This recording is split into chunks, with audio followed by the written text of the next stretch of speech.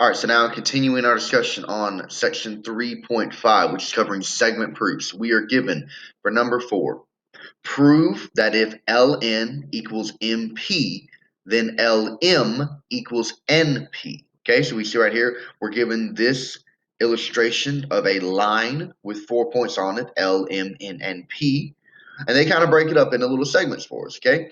So starting out, they give us our reasons this time. It was a little bit different. And we are asked to fill in the statements. Okay, so our first statement is always going to be the sub between the if and the comma. So Ln equals MP. Okay, so over here we see Ln is this segment right here that includes point M.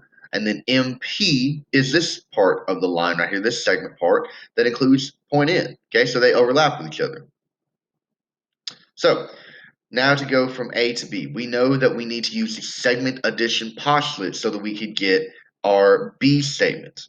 Okay, so using the segment addition postulate, we're going to break up Ln and MP and see what kind of comprises them. So if we come over here to Ln, we can see that in Ln, if we use this point M that is in Ln, we can create two new segments, Lm and Mn.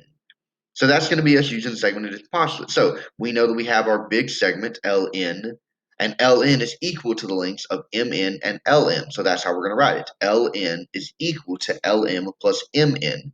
Likewise, for segment MP. So MP can be broken up into Mn and Np. So that's how we're going to write it. MP is equal to Mn plus Np. Okay, so now to go from statement B to C, we needed to use the substitution property.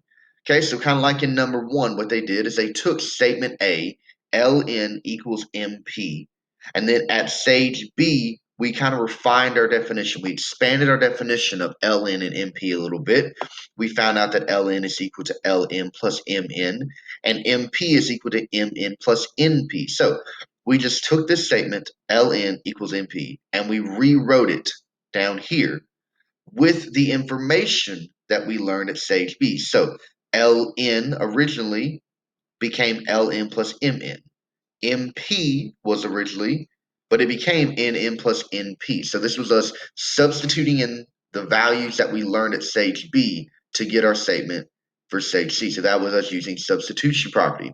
So now I know I need to use subtraction property to get to my final statement, Lm equals Np.